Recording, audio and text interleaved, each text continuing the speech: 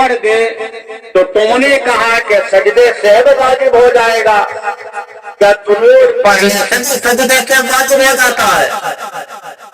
तो हजरत इमाम आजम ने कहा, या रसूल अल्लाह, मैंने दुरूद पढ़ने की वजह से सजदे से वाजिब करार नहीं दिया है। या रसूल अल्लाह, उससे भूल हुई है और भूल की वजह से मैंने सजदे से का हुक्म दिया है। तो मालूम हुआ कि दूसरी एकाद के बाद हम जब दुरूद पढ़ते हैं तो ये कि हमसे भूल हो गई नमाज में और फिर फर्ज के तरफ खड़े होने में ताखीर हो गई, इस वजह से सजदे से वाजिब हो जाता। अब मिसाली तौर पे आपने 4 रकात की नियत बांधी थी और 4 रकात की नियत बांधने के बाद आपने 4 रकात पूरी कर दी। अब पूरी आपकी 4 हो गई और आप भूले से 5वीं रकात के लिए खड़े हो गए। तो अब मसला क्या है कि जब आप 5वीं रकात के लिए खड़े हो गए तो अब ये देखा जाएगा कि आप जो 5वीं रकात के लिए खड़े हुए हैं, चौथी रकात के बाद तशाहुद पढ़ने के बाद खड़े हुए हैं या तशाहुद नहीं पढ़ पाया था, आप डायरेक्ट चौथी के बाद 5वीं के लिए खड़े हो गए। अगर आपने 4 रकातें पूरी कर ली, तशाहुद के बगैर आप खड़े हो गए 5वीं रकात के लिए, तो हुक्म आपके लिए है कि जब तक 5वीं रकात का सजदा ना किया हो आप फौरन पलट आए। खड़े हो गए पूरे तब भी वापस आ जाए, रुकू कर दिया है तब भी वापस आ जाए। जब तक 5वीं रकात का सजदा ना किया हो आप वापस आ जाए। अगर आप खड़े खड़े सलाम फेर दे तो आपने तशाहुद नहीं पढ़ा था, नमाज आपकी नहीं होगी। आप वापस आ जाएं। वापस आने के बाद आप तशाहुद पढ़ें, सजदे सहज कर लें, आपकी नमाज हो जाएगी। और अगर 5वीं रकात का आपने सजदा कर लिया है तो आप 5 रकातें आपकी हो गई। अब क्या करेंगे? तो आप बेहतर आपके लिए है कि आप एक और मिला ले, पूरी 6 रकात कर लें। जब 6 रकात आप कर लें, 6 रकात के बाद आप सलाम फेरेंगे। अगर आपने चौथी रकात के बाद तशाहुद नहीं पढ़ा था तो ये आपकी रकातें नफल हो जाएंगी और आपको फर्ज दोबारा पढ़ना पड़ेगी। और अगर आप 4 रकात के बाद बैठे थे, आपने तशाहुद पढ़ लिया, फिर 5वीं के लिए अगर आप खड़े हुए तब भी आपके लिए हुक्म है कि जब तक 5वीं रकात का सजदा ना किया हो आप वापस आ जाएं। और अगर आप चाहें तो खड़े खड़े सलाम फेर सकते हैं, आपकी नमाज हो जाएगी, जबकि तशाहुद पढ़ने के बाद आप खड़े हुए थे।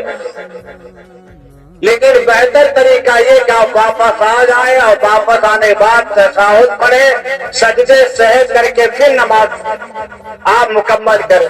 ये बेहतर तरीका है। अगर आपने खड़े खड़े सलाम फेर दिया नमाज हो जाएगी, लेकिन ऐसा करना मकरूह है। लेकिन अगर आप चौथी रकात के बाद तशाहुद के बाद खड़े हुए थे, 5वीं रकात का सजदा कर लिया, तो आप बेहतर ये कि आप एक और मिला लें, 6 पूरी कर लें, 2 आपके नफल हो जाएंगे और 4 आपके फर्ज अदा हो जाएंगे। तो नमाज पढ़ने का तरीका जब हम सीखेंगे, उलमा से पूछेंगे, जब ही हमको मालूम चलेगा।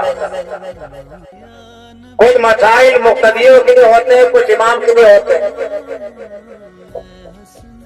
वो नमाजें जिनके बाद सुन्नतें होती हैं, तो बेहतर ये है कि नमाज फर्ज के बाद बातें न करे, ताक़ीद न करे। मुस्तहब इंसान के लिए कि फौरन वो सुन्नत की नियत मांग दे। مثالی طور پہ ظہر کی نماز ہے، مغرب کی نماز ہے اور عشاء کی نماز ہے، فرض نماز کے بعد سنتیں ہوتی ہیں، تو ایسے موقع پہ امام کے لیے بھی حکم ہے کہ جس نماز کے بعد سنت ہو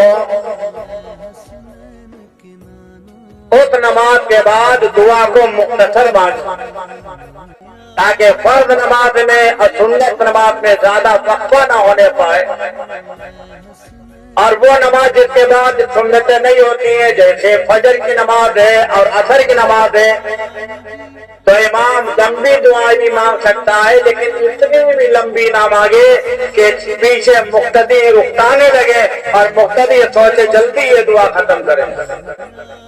تو اتنی لمبی دعا نہیں مانگنا چاہیے اس نماز کے بعد بھی جس کے بعد سنتیں نہیں ہیں، اور جس کے بعد سنتیں اس کے بعد تو مختصر ہی دعا مانگنا چاہیے، تاکہ جلد ہی ہم سنتیں ادا کرتے ہیں۔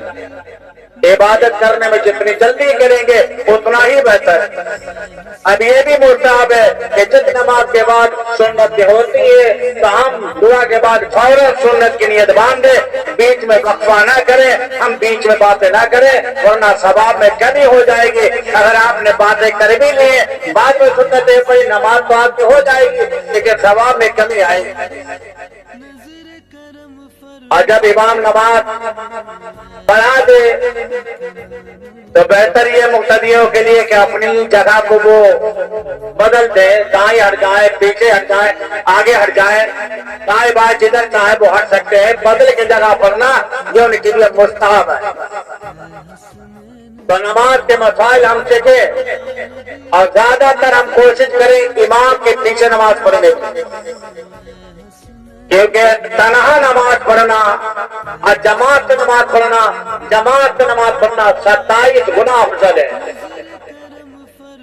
اب بہت ہمارے ایسے بھائی ہیں جو نماز پڑھنے ایک ہفتے کے بعد آتے بھی آئیں تو ان کو اتنی جلدی ہوتی ہے کہ جیسے ایک فرض کے بعد امام نے دعا مانگی آدھی مسجد خالی ہو جاتی ہے۔